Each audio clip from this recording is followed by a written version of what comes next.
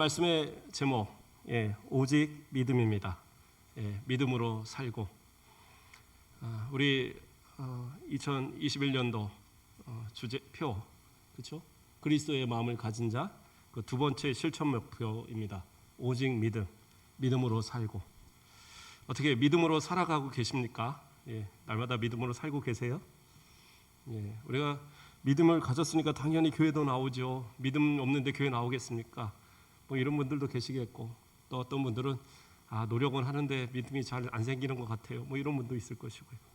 그래도 어쨌든 오늘 이렇게 나오게 하신 것, 이 자리를 앉게 하신 것, 또 하나님 앞에 예배 드릴 수 있게 하신 것, 하나님께서 우리를 택하시고 불러주시기 때문인 줄 믿습니다.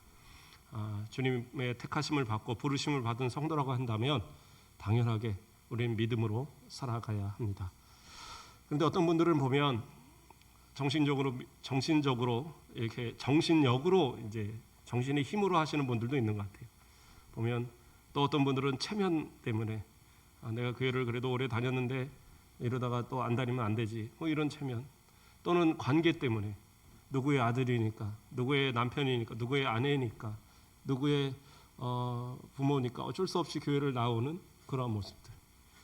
그러한 것은 그냥 믿음이라기보다는 어떻게 보면 습관, 어떤 그러한 모습 속에서 신앙생활하는 거죠. 그러나 성경은 철저하게 우리에게 믿음을 요구하고 있습니다. 믿음이 없이는 우리는 하나님 앞에 갈 수가 없어요. 천국은 믿음 하나 가지고 들어가는 거예요. 저는 봉사도 많이 하는데요. 저는 헌신도 많이 하는데요. 저는 교회에서 뭐 교사도 하는데요. 뭐 저는 찬양대도 하는데요. 저는 권사고, 저는 집사고, 저는 장로고, 저는 목사인데요. 그게 중요한 게 아니에요. 믿음이 없이는 어느 누구도 구원을 받을 수 있는 사람은 아무도 없어요. 그래서 성경은 철저하게 의인은 믿음으로 말미암아 살리라라고 우리에게 말씀하고 있는 겁니다.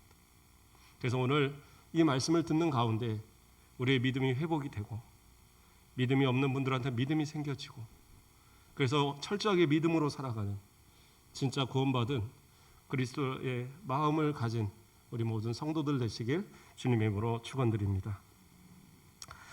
그렇다면 성경은 우리에게 믿음을 무엇이라고 말하고 있는가? 히브리서 11장 1절 말씀을 보면 믿음은 바라는 것들의 실상이요 보이지 않는 것들의 증거니 이야기하고 있어요. 무슨 얘기예요? 믿음은요, 보이지 않는 것을 믿는 겁니다. 또 앞으로 이루어질 것을, 지금 이루어지지 않은 것, 이루어질 것을 믿는 거예요. 그게 믿음입니다. 이미 존재하는 것, 이미 확실히 이루어질 것, 그것을 아는 것은 그건 지식이지, 그냥 아는 거지 믿음이 아니에요. 우리는 안 가본 나라들이 많이 있습니다. 그렇죠? 미국 갔다 오신 분들 막 자랑을 합니다. 근데 저는 미국을 안 가봤어요. 근데 어떻게 알아요? 가본 사람들이 얘기해 주니까, TV에서 미국이라고 나오니까, 그러니까 미국을 아는 거예요. 아프리카 저는 안 가봐서 잘 모르겠어요. 그러나 아프리카에 대해서 알아요. 어떻게 해요? 가본 사람들이 갔다고 하니까, 거기서 찍은 사진들을 보여주니까 막 그 얼룩말이 뛰어다니는 것을 그 동영상을 찍어서 TV에서 방영을 하니까, 그러니까 아프리카가 있는 걸 아는 거예요. 그러니까 그건 아는 거죠. 모르는 게, 그거는 믿는 게 아닙니다. 아프리카에 있는 줄 믿습니다. 미국이 있는 줄 믿습니다. 이런 사람은 없잖아요. 오늘 이 예배가 끝나면 우리는 집으로 갑니다. 그걸 집으로 갈 줄 믿습니다. 이런 분도 있어요. 물론 뭐 사고가 나서 돌아가시거나 이럴 수도 있겠지만 그거는 있어서 안 되는 일이고, 또 뭐 정말 벼락 맞는 뭐 그런 이 확률이잖아요. 그러니까 대부분 뭐예요? 나는 그냥 집에 간다. 그건 확실한 얘기예요. 그거는 믿는 게 아니에요. 그런데 우리는 왜 믿음이 약해지고 때로는 왜 믿음이 없다라고 여겨지느냐? 우리가 아는, 우리가 믿는 예수 그리스도는 뭐예요? 눈에 보이지 않고, 우리가 가야 될 천국은 아직 가보지 않은 곳이라서. 누군가 천국을 갔다가 나 천국 갔다 와 보니까 천국 참 좋더라, 와서 얘기해 주면 좋은데 그렇게 얘기해 줄 사람은 아무도 없는 거예요. 이미 죽은 사람은 그걸로 끝나는 거예요. 아니 가끔 죽었다가 살아나는 사람들이 있는데요. 제가 얘기했죠. 죽었다 살아나는 건 죽었다 살아나는 게 아니에요. 그냥 숨이 멈췄다가 다시 뛸 뿐이에요. 진짜 죽었다라고 하려면 냄새가 풀풀 나게 썩었다가 살아나야지 그게 살아난 거예요. 예. 근데 뭐 그냥 숨이 멎으면 의사도 헷갈릴 때가 있거든요. 왜냐하면 심장이 멎고 맥박이 멈추면 그 사람은 죽었다고 생각을 하지만 뇌는 아직 돌아가는 거예요. 예. 몸도 아직 살아 있어요. 근데 이것이 완전히 죽다라는 것은 색깔도 변하고 완전히 몸도 식어버리고 그러면서 부패가 시작되면 그러면 죽은 거죠. 그리고 살아났다면 인정을 하겠지만 그게 아닌 경우들은 그것이 죽었다라고 그래서 천국을 가봤다 말할 수 없어요. 그냥 꿈을 꿨다. 그렇게 생각하면 맞을 것 같아요. 진짜 천국을 갔다 온 사람이 죽어서 정말 시체가 이제 다 썩어서 냄새가 나는데 나사로야 나오라 그러니까 막 깡총깡총 뛰어나와서 막 붕대 풀어주고 이런 것처럼 그렇게 살아나지 않는 이상은 믿을 수 있는 얘기는 없는 것 같아요. 그래서 우리는 못 믿어요. 왜요? 가보지 않았고 눈으로 보지 않았어요. 근데 우리 성도들은 믿잖아요. 어떻게 믿어요? 하나님의 말씀이 우리에게 말해주고 있습니다. 이것이 사실이라고 이 성경에서 우리에게 말씀해주고 있습니다. 성경을 하나님의 말씀으로 믿는 우리들은 이 말씀이 증거가 되는 거예요. 성경이 왜 이렇게 두껍겠어요? 성경 사실을 생각해 보세요. 예수 믿는 것, 그래요. 예수님 우리를 위해서 이 땅에 오시고 그리고 이제 십자가에 돌아가셨고 그리고 무덤에 있다가 사흘 만에 부활하셔서 천국으로 가셨다가 다시 오실 예수님, 그 예수님 믿으면 그러면 그 피로 해서 우리는 구원받고 그리고 하나님의 자녀되고 저 영원한 천국에 우리 영혼 갔다가 다시 예수님 재림하실 때 우리 다시 부활하고 이거 다 합쳐봤자 몇 줄이나 돼요. 그렇잖아요. 그거 한두 장이면 정리해서 이거 믿어 그러면 그냥 믿으면 되는 거잖아요. 근데 왜 이렇게 두꺼워요? 우리에게 증거를 보여주는 거예요. 아브라함이 이렇게 믿었다. 이삭이 이렇게 믿었다. 야곱이 이렇게 믿었다. 예수님이 이렇게 생활하셨다. 예수님이 이렇게 말씀하셨다. 베드로가 이렇게 살았다. 바울이 이렇게 살았다. 그 얘기들을 쭉 증거로 남겨주고 있는 거예요. 이 증거들을 보고도 못 믿겠느냐? 그래서 하나씩 증거를 쌓아놓다 보니까 66권의 성경이 되는 거예요. 그런데 이것을 보고도 못 믿는다? 그러면 정말 답이 없는 거예요. 하나님의 말씀을 보고도 못 믿어요. 그래서 믿음이 중요한 거예요. 세상 사람들은요, 지난주에도 얘기했지만 성경을 보고도 못 믿어요. 그러나 하나님께서 택하신 자들은요, 성령께서 그 마음에 역사가셔서 하나님의 말씀을 볼 때 이것이 아멘으로 받아서 믿음이라는 것이 생기고 그 믿음의 모습으로 처음에는 그것이 수동적인 믿음이에요. 그래서 하나님의 말씀을 하나님께서 듣게 하시고 깨닫게 하시고 하는 역사가 있지만 그 다음부터는 어떻게 해요? 능동적인 믿음으로 바뀌어요. 그래서 내가 하나님의 말씀을 더 깊이 보려고 하고 하나님의 말씀을 더 들으려 하고 하나님의 말씀을 더 생각하고 하나님의 말씀을 더 지키려 하는 그런 능동적인 믿음으로 그래서 믿음에 이르게 하는 그렇죠? 그런 역사가 일어나는 거예요. 그게 믿음이 성장한다는 거예요.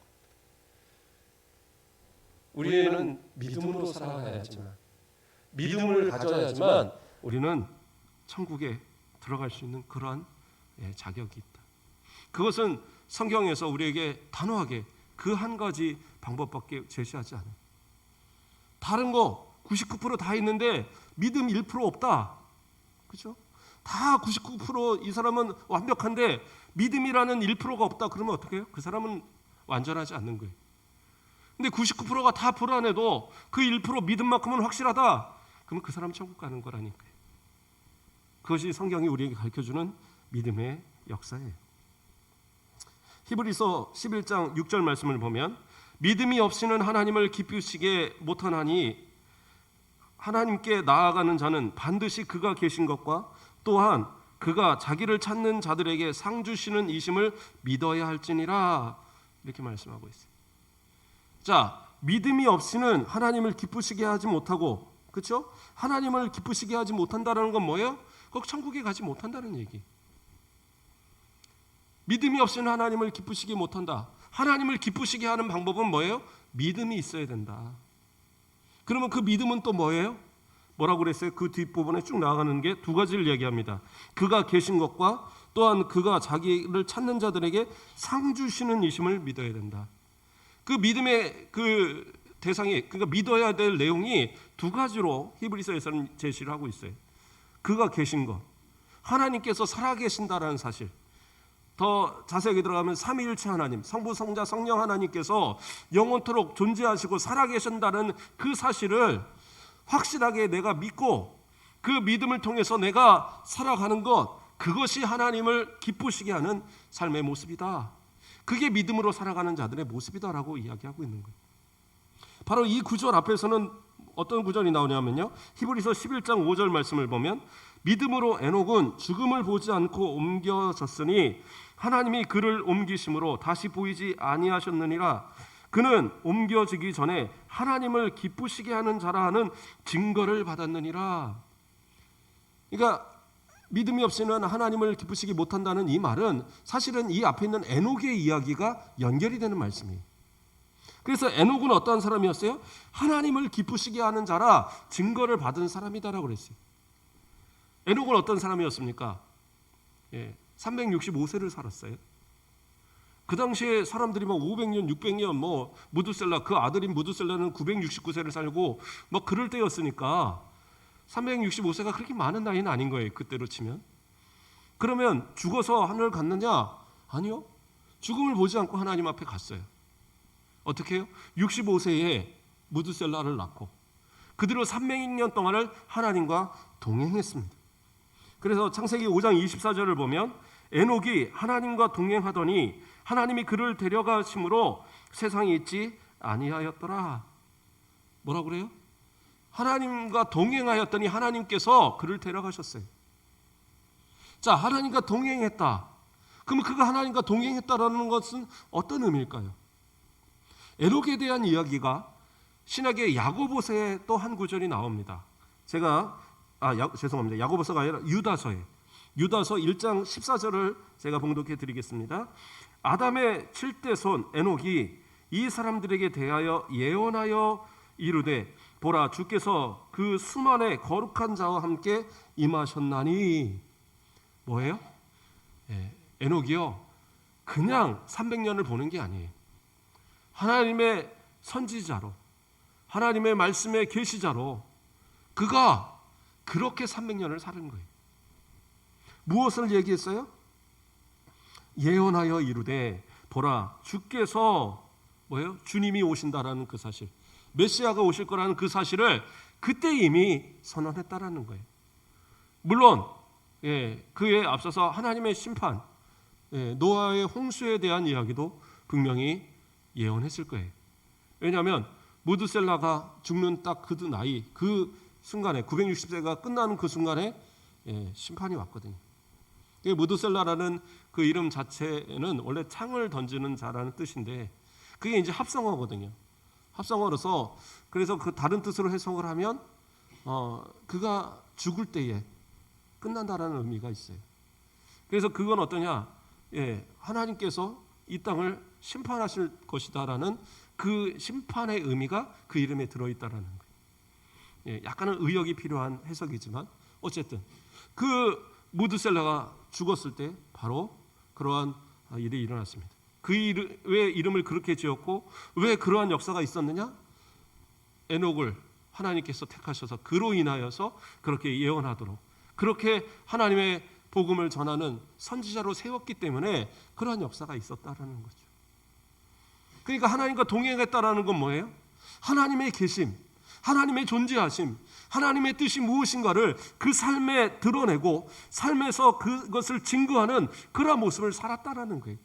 그게 하나님의 그 살아계심을, 그가 계심을 그것을 증거하는 그러한 모습이고, 더 나아가서 그것이 하나님을 기쁘게 하시는 모습이고, 더 나아가서 그것이 믿음으로 살아가는 그 성도들의 삶의 모습이다라는 거예요.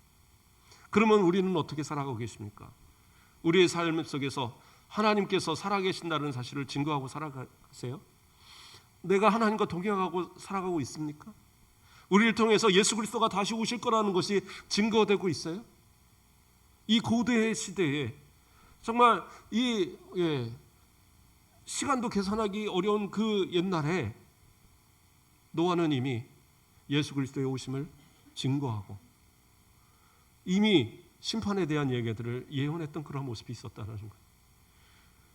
그런데 오늘 이 시대에 그 예수 그리스도를 확실히 알고 이 성경을 통해서 하나님이 어떤 분이신지, 하나님 우리에게 어떤 사랑을 베푸셨는지, 예수 그리스도가 우리를 위해서 어떤 사랑을 베푸셨는지, 그가 오실 때에 우리에게 어떠한 부활의 역사가 일어날 것인지 성경은 그렇게도 많이 우리에게 말하고 있고, 또 우리가 죽었을 때 천국과 지옥이 갈려서 천국에 믿는 사람은 천국에, 불신자는 지옥에, 이 모든 이야기가 여기 다 들어있는데 우리는 이것을 다 알면서도 우리는 어떻게 살아가느냐고요. 이걸 확실하게 내가 믿고 살아가는지, 아니면 또 이것을 확실하게 증거하고 살아가는지, 하나님이 살아계신다라는 것, 예수님이 살아계신다는 것, 그것을 내가 진정으로 드러내는 삶을 살아가고 있는지 우리는 생각해 봐야 돼요. 믿음이 없이는 하나님을 기쁘시게 하지 못한다. 근데 그 믿음은 뭐예요? 그가 계신다라는 것을 믿는 거예요. 그 계신다라는 것을 증거하는 거예요. 그것이 우리들의 모습이어야 된다라는 거예요. 또 하나의 모습이 있습니다. 뭐였어요? 두 번째는 그가 자기를 찾는 자들에게 상 주시는 이심을 믿는 것이다 라고 얘기했어요. 자기를 찾는 자, 하나님을 찾는 자가 중요한 거예요. 하나님을 찾아야 된다는 거예요. 믿음이라는 건 뭐냐? 하나님을 찾고 예수 그리스도를 찾는 거예요.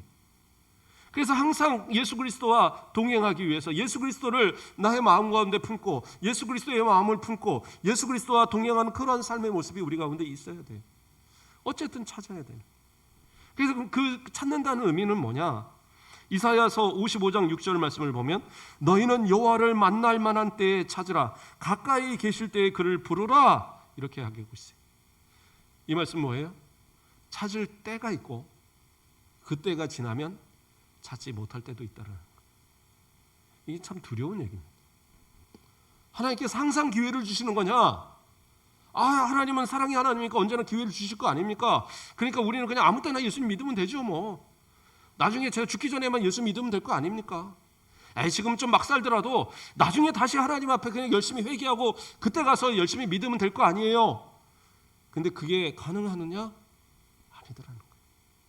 하나님 내게 마음을 주실 때, 돌아와라 마음을 주실 때, 나를 찾으라 마음을 주실 때, 그때가 기회라는 거예요. 그 기회를 놓치면 어느 순간 내게 있어서 기회가 사라질 수도 있어요. 하나님이 안 부르셔서가 아니라, 하나님께서 외면하셔서가 아니라, 내가 이미 그 마음에 화인 맞아서 그 마음이 도저히 더 이상은 하나님 말씀이 들어가지 않는 그러한 어떤 상태, 아주 그냥 돌같이 딱딱해진 상태, 그래서 깨닫지도 못하고 내가 이게 사망의 길인지 죽음의 길인지 알지 못하고 그 길을 향해서 뚜벅뚜벅 걸어가는 그러한 모습이 되어질 수도 있다는 거예요. 지금 나에게 깨닫게 하셔야 돼요. 오늘 이 시간 말씀을 들으면서 내가 예수님 안 믿으면 큰일 나겠구나, 이 마음 들으신다고 한다면 지금 하나님은 나를 찾으라고 말씀하고 계시는 거예요. 하나님을 찾으라, 예수 그리스도를 찾으라고 지금 그렇게 우리에게 얘기하고 계시는 거예요. 이것을 내가 깨닫고 지금 찾으라는 거예요. 그래서 아모스 8장 11절 말씀을 보면 어떤 말씀이 나와요? 주 여호와의 말씀이니라, 보라 날이 이를지니라, 내가 기근을 땅에 보내리니 양식이 없어 주림이 아니며 물이 없어 가람이 아니요 여호와의 말씀을 듣지 못한 기갈이라. 하나님의 말씀이 더 이상 내 가운데 들어오지 않는 그때가 있다라는 거예요. 하나님의 말씀의 기갈. 그럼 뭐 하나님의 말씀이 그때는 뭐 모든 성경들 싹 갖다 없애갖고 성경이 하나도 없었나요? 그 얘기가 아니에요. 말씀은 이때 말씀이 내게 들어오지 않는 거예요. 말씀은 이때 그 말씀을 내 가운데 심어지도록 그것이 들어오지 않는 겁니다. 지금은 어떤 시대예요? 말씀의 홍수 시대예요. TV만 틀면은 기독교 방송 나와요. 라디오를 틀면 기독교 방송 또 다 나와요. 그렇지 않아요? 요즘에는 인터넷이 발달하니까 우리 교회 설교도 그래요. 설교 다 올라가 있잖아요. 틀면은 다 재방송 다시 볼 수 있어요. 우리 연세에 있는 분들은 어떻게 봐야 될지 몰라서 못 보시는 거지. 젊은 분들은 다 볼 수 있어요. 다른 교회 설교들도 다 막 틀어서 다 보잖아요. 그렇죠? 저도 이렇게 홈페이지 보니까 어떨 때는 막 조회수가 되게 많아요. 그러면 우리 성도들이 다 봤을 걸 뭐 한 2번, 3번, 한 10번씩 봐야지 되는 숫자도 있더라고요. 그게 왜 그러겠어요? 다른 사람들이 보는 거예요. 다른 사람. 어쩌다가 한번 들어와 봤겠죠. 그렇게. 그런데 그런다고 그래서 그 말씀이 다 내게 은혜가 됩니까? 어느 순간 나도 모르게 저 목사님 말씀은 나하고는 안 맞은 것 같아. 저 목사님 말씀은 참 나에게 좋더라. 오늘 이 목사님 이 말씀했는데 저 목사님 또 이렇게 얘기하네. 서로 이게 누가 맞지? 점점 지식으로 다가가고 점점 그냥 판단하게 되고 점점 말씀이 내게 들어오는 것이 아니라 그냥 내 귀를 즐겁게 하는 하나의 그냥 좋은 글귀로 내가 삶고 살아가는 그런 모습은 아닌가. 그것이 말씀의 기갈이, 말씀이 내 가운데 살아 역사하지 못하는, 말씀을 찾지 않고 그것이 내 가운데 새겨지기를 찾지 않고 그냥 귀에 좋은 이야기들, 내 귀에 즐거운 이야기만 들으려 하고 진짜 하나님의 말씀, 경고의 말씀은 다 빼버리고 복된 말씀, 형통의 말씀, 그냥 뭐 돈벼락이 막 떨어질 것 같은 그러한 축복의 말씀만 나는 사모하고 정작 내 삶을 아프게 하는 수술하는 칼이 되어지는 그 자체는 너무 싫어서 저는 싫어요. 온몸이 온 영혼이 다 썩어가는지도 모르고 그렇게 살아가는 사람들이 얼마나 많냐라는 거예요. 그것을 아모스 선지자는 경고하고 있는 말씀의 기갈의 때가 온다. 여호와의 말씀의 기갈의 때가 온다. 그러니까 어떻게 해요? 지금 빨리 찾고 지금 빨리 알아들으라는 거예요. 저는 요즘 같은 시대에 이 코로나를 겪으면서 제가 살아오면서 우리 뭐 권사님들도 마찬가지. 아주 연세 많으신 분들 뭐 일제 시대를 기억하는 분들은 뭐 그때는 신앙생활 제도 어려웠는데 할 수도 있겠지만 그죠? 민주화 뭐 어쨌든 이 나라의 정부가 8.15 뭐 광복된 이후로부터는 신앙 갖고 어려움 당한 적은 없잖아요. 물론 6.25 때 좀 있었고 그 이후로는 신앙 때문에 문제를 된 적은 없어요. 교회를 누가 못 가게 총 들고 너 못 가 이런 적은 없잖아요. 그런데 지금 이 코로나로 인해서 교회를 못 가게 되는 상황도 생길 수 있구나. 나라가 교회를 못 가도록 막는 것도 가능하구나. 그렇죠? 교회를 나간다고 손가락질 당하는 일도 이게 지금 이 시대에 가능한 때가 돼버렸구나. 그게 지금의 이 시대라는 거예요. 지금도요. 북한 같은 곳 신앙생활 가지면 총 쏴서 죽여요. 성경 하나 갖고 있다가 걸리면 총 맞아 죽어요. 이슬람권 같은 데는요. 지금도 교회가 모여서 예배를 드리는데 어떻게 해요? 가서 막 그 문 막아놓고 안에다 불 질러버려요. 그 사람 다 타 죽고. 지금도 세계에서는 그러한 일들이 일어나고 있어요. 근데 우리는 어떻게 해요? 이렇게 마음껏 말씀을 들을 수 있고 말씀을 읽을 수 있고 이러한 시대를 살아가는데 성도들의 숫자는 오히려 줄어가고 믿음을 대로 살아가는 성도들은 점점 줄어가고 어쨌든 신앙을 몸부림치면서 지키려고 했던 그런 성도들의 그런 선배들의 신앙을 이어가는 사람들은 너무 적어가고 있다라는 거예요. 저는 우리 가곡교회 성도들만큼 우리 순천 가곡교회 성도들만큼은 그래도 111년 안에 전통을 가진 우리 교회라만큼은 좀 똑바로 신앙생활 했으면 좋겠어요. 그래도 말씀을 읽었고 말씀을 듣고 깨달았으면 깨달은 만큼 살아가야죠. 그게 우리들의 모습이었으면 좋겠어요. 그래야지 하나님 앞에 저도 할 말 있고 우리 성도들도 할 말 있지 않겠어요. 적어도 내 후손만큼은 하나님의 은혜 안에 똑바로 신앙생활 하도록 똑바로 신앙생활 해야 된다. 믿음 생활 똑바로 해야 된다. 너희 아버지가 너희 할아버지가 심어놓은 이 신앙의 열매들 너희가 다 까먹어서는 안 돼. 너의 후손에 너 그 후손에 이르기까지 우리 믿음 한번 이어가 보자. 한번 그런 모습 만들어 가보자고요. 여호와를 찾는다는 건 무슨 얘기겠습니까? 이사야서 55장 7절 말씀을 보면 악인은 그의 길을 불의한 자는 그의 생각을 버리고 여호와께로 돌아오라. 그리하면 그가 긍휼히 여기시리라. 우리 하나님께로 돌아오라. 그가 너그럽게 용서하시리라. 돌아오라. 구약에서 돌아오라라는 말은 뭐라고 그랬어요? 슈브? 이 말은 회개하라는 말이에요. 회개하고 돌아와라. 속히 돌아와라. 하나님 어떻게 해요? 긍휼히 여기시고 용서하시겠다는 거예요. 하나님을 찾는 자들에게 주시는 상은 뭐예요? 긍휼이고 용서예요. 어떤 죄를 범했을지라도, 지난주에 말씀드린 것처럼 주홍같이 붉을지라도, 진홍같이 붉을지라도, 양털과 같이, 눈과 같이 희게 하는 역사가 있다라는 거예요. 그래서 하나님은 뭐예요? 돌아와라, 찾으라 말씀하고 계신 거예요. 돌아오기만 하면 되는데, 성령을 피면 그 노란 손수건들이 그렇게도 많은데, 그런데 눈을 딱 감고 나는 안 보이는데요, 난 모르겠는데요, 그러지 말자고 그래요. 신앙생활을 할 거면 이왕 시작했으면 우리 똑바로 해야죠. 신앙생활 하다가 나는 신앙생활 힘들어, 난 그냥 세상으로 갈래, 그러면 세상 가서 잘 살 것 같죠? 하나님 내버려 두지 않으세요. 하나님께서 택하신 백성, 하나님께서 자기 나라로 삼으신 그 백성을 어떻게 포기하시겠어요? 그러니까 세상에서는 더 못 살아요. 내가 지금 그래, 내가 지금 신앙 딱 접고 나가서 내 마음대로 살면 난 충분히 부자 되고 충분히 뭐 될 것 같아. 아니요, 절대 못 돼요. 저는 장담해요. 그런데 누군 잘 되던데요? 그 사람 뭐예요? 그 사람 못 돌아옵니다. 하나님 택하신 백성이라면 깨닫게 하시거든요. 그렇게 예수님 버리고 하나님 버리고 나간 사람 잘 되면 그 사람 다시는 못 돌아오잖아요. 근데 그렇게 못 돌아오게 내버려 두시겠어요? 하나님의 자녀를 하나님께서 그렇게 두시겠어요? 그럴 리 없잖아요. 그러니까 빨리 깨닫고 더 인생의 막대기로, 인생의 채찍으로 맞기 전에 하나님 앞에 돌아오는 역사들이 우리 가운데 있어야 돼요.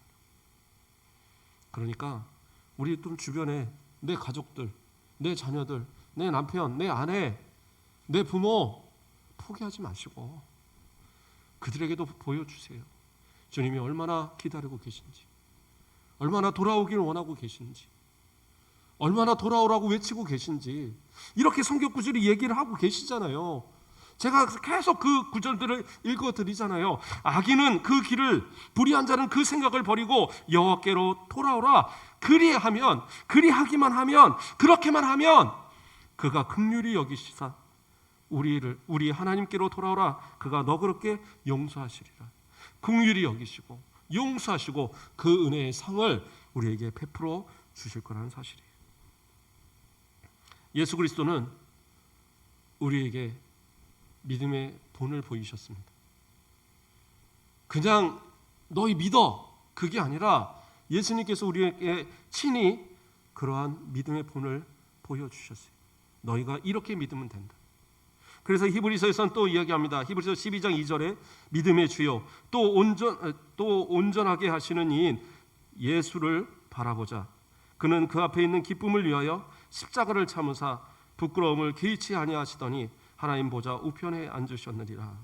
믿음의 주, 무슨 얘기예요?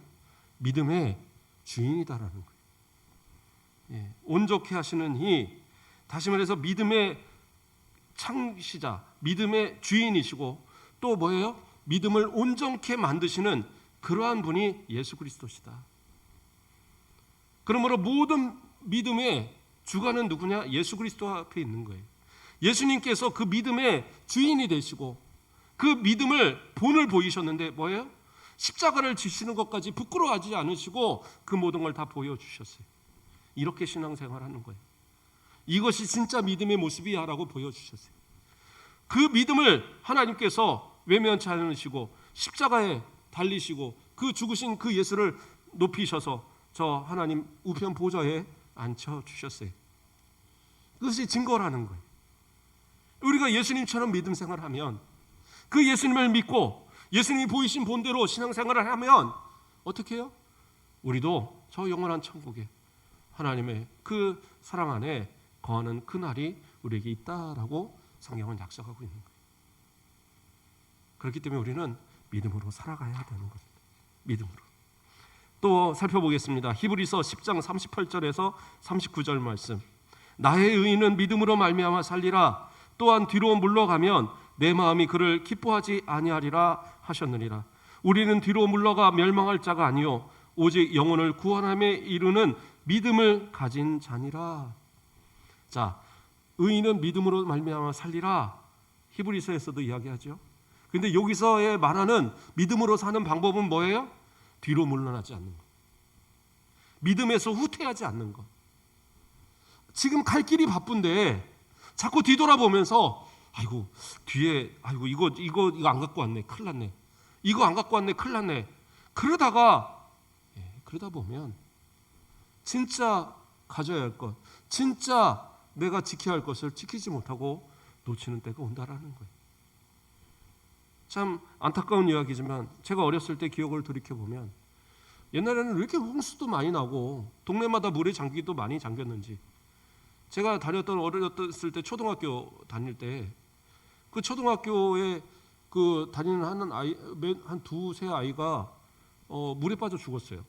근데 물장난하다 죽은 게 아니라 마을이 문에 잠기는데 얘가 이제 부모님 따라서 나오다가 보니까 깜빡하고 책가방을 안 갖고 나온 거예요. 책가방을 갖고 와야지 그 다음날 학교를 가는데, 그러니까 애가 그거 꺼내겠다고 뛰어갔다가 다 빠져 죽은 거예요. 한 두 애인가가.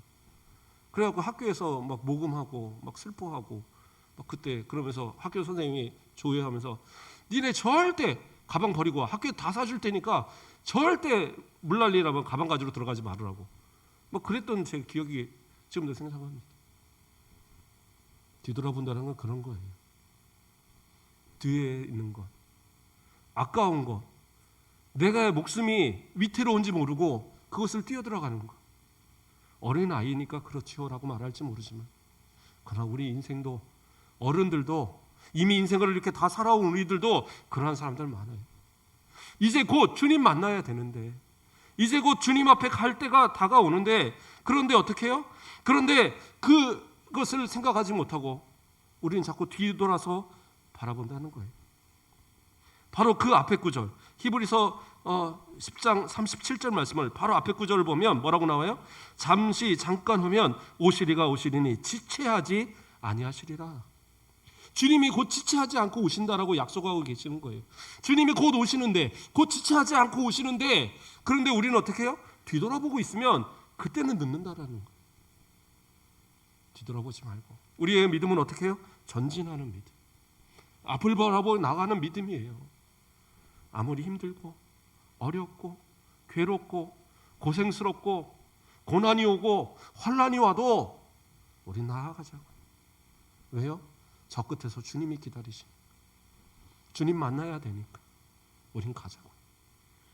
뒤돌아서서 멈칫멈칫하다가 세상 멸망할 때 함께 멸망하는 그러한 우매한 모습 되지 말고, 어리석은 모습 되지 말고 진짜 믿음 가지고 우리 한번 살아보자고. 그게 믿음으로 살아가는 성도들의 모습이다. 믿음이라는 말이요, 그것이 피스티스라는 말입니다. 헬라어로. 근데 이것을 형용사로 바꾸면 피스토스가 돼요. 근데 그러면 형용사로 바꾸면 그 뜻이 바뀝니다. 믿음에서 충성으로 바뀌어요. 신실한, 충성스러운 이런 모습으로 바뀌어요. 그래서 신약성경을 보면 어떤 말씀이 나와요? 요한계시록 2장 10절 말씀에 보면, 앞구절은 빼고 뒷구절을 우리가 보통 많이 보는데, 내가 죽도록 충성하라. 그리하면 내가 생명의 관을 내게 주리라. 어제 많이 들어보셨죠? 예, 집에 있는 아마 그 임직패나 뭐 이런데 단골로 그 밑에 써 있는 거예요. 내가 죽도록 충성하라. 그리하면 생명의 관을 내게 주리라. 이 있어요. 그러면 죽도록 충성하라니까, 그냥 그래요. 나는 목숨 바쳐서 나는 바로 난 예수님 죽으라면 지금이라도 죽을 수 있어요. 그 믿음이 지금도 가고 계시냐는 거예요. 임직 처음 받을 때에 눈물 흘리며 내가 이제는 주님을 위해서 살아야지 했던 그때의 처음 믿음이 끝까지 가고 계시냐고요. 예. 처음 세례 받을 때에 막 감격의 눈물로 그렇게 세례 받았던 그 마음이 지금 그대로 가고 계세요? 죽도록 충성을 하는 것은 한 번 죽고 끝내라는 얘기가 아니에요. 이거는 죽을 때까지, 그 시제 자체가 그거예요. 예. 이 현재형 명령형이라고 그러는데, 현재의 명령이라고 그러는데, 이거는 진행의 의미가 있어요. 그래서 이것은 끝까지, 죽을 때까지, 예수님 만나는 그 순간까지 우리의 믿음을 지켜가라는 거예요. 환난이 오거든. 그 앞에 그 구절이 나오잖아요. 예, 너희가 장차 받을 고난을 두려워하지 말라. 마귀가 장차 너희 가운데 몇 사람을 오게 던지리니 나오잖아요. 그러한 고난이 와도 실망하지 말고 두려워하지 말고 죽을 때까지, 목숨을 다하는 그 순간까지 포기하지 말라는 거예요. 고문을 당하건 뭐 죽을 위기로 막 몰아가던, 생명이 막 꼴딱꼴딱 하던, 그래도 끝까지 지키라는 거예요. 그게 충성이라는 겁니다. 그게 곧 믿음이에요. 믿음으로 산다라는 것은 그렇게 살아가는 거예요. 내가 어떤 상황이 됐든, 어떠한 어려움이 됐든, 정말 내가 믿음을 지키지 못할 것 같은 그 상황이 가도 믿음을 지켜야 되는 거예요. 그게 믿음으로 살아가는 성도들의 모습이다라는 거예요. 사도 바울의 제자 데마라는 사람이 있었습니다. 이 이야기만 하고 마쳐볼까 합니다. 그 데마는요, 바울이 1차 그 로마 감옥에 갇혔을 때까지는 정말 충성을 다하는 그러한 모습이었어요. 그래서 빌레몬에게 편지를 쓸 때에도 거기에다가 데마가 같이 문안한다, 뭐 이런 얘기를 써요. 그 정도로 사랑하고 아끼는 제자였습니다. 그런데 그가, 바울이 정작 이제는 진짜 갇히면 죽게 될 그 상황, 2차 로마 감옥에 갇히고 그리고 곧 순교를 앞둔 그 시점에 가서는 어떻게 해요? 디모데후서에 보면 뭐라고 나오냐면, 데마는 세상을 사랑해서 데살로니가로 갔다. 데살로니가가 고향이거든요, 데마에.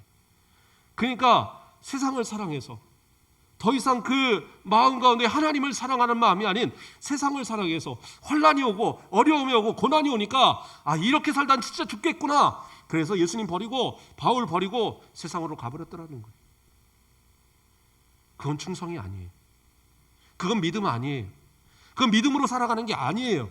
그냥 잠시 정신력으로, 체면 때문에, 그냥 그 기분에, 마치 돌밭에 뿌려진 씨앗처럼 처음에는 말씀을 기쁨으로 받다가, 그래서 뭐가 으쌰으쌰 하다가 뿌리가 얕으니까 해가 막 쬐면은, 고난이 오면, 환난이 오면 그새 사그라져서 세상으로 가버리는 그러한 모습, 그 믿음의 모습 아니다라는 거예요. 내 믿음을 점검하시고 진짜 주님이 살아계심을, 진짜 하나님의 사람으로서 내가 하나님을 찾는 그러한 삶의 모습, 진짜 주님과 동행하는 그러한 삶의 모습, 끝까지 죽는 그날까지 내 믿음을 지켜가는 그러한 삶의 모습, 오직 의인은 믿음으로 말미암아 살리라. 그러한 믿음의 의인들 되시는 저와 여러분의 모습 되시길 주님의 이름으로 축복합니다. 기도하겠습니다. 사랑의 하나님, 감사를 드립니다. 우리를 사랑하여 주시고 오늘도 하나님의 은혜 가운데에 믿음으로 살아가는 주님의 자녀들 삼아 주심을 감사를 드립니다. 결코 우리의 마음이 세상을 향하지 말게 하시고 세상을 사랑하지 말게 하시고 오직 주님만 사랑하고 주님만을 증거하고 주님만을 찾으며 주님과만 동행하는, 오직 의인은 믿음으로 말미암아 살리라 약속하신 그 말씀이 우리의 삶이 되어지도록 인도하여 주시옵소서. 감사합니다. 예수 그리스도의 이름으로 기도드립니다. 아멘. 감사합니다. 우리 찬송가 390장 찬양 드리겠습니다.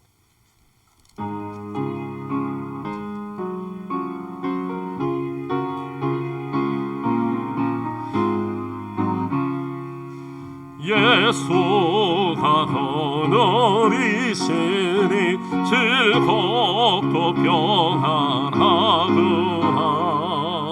주야의 사고 깨는 것 예수가 거느리시네.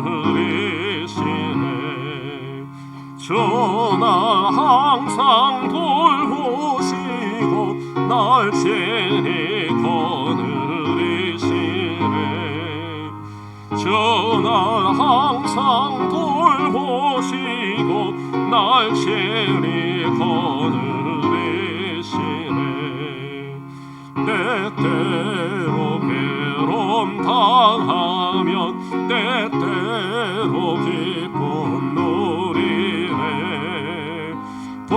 다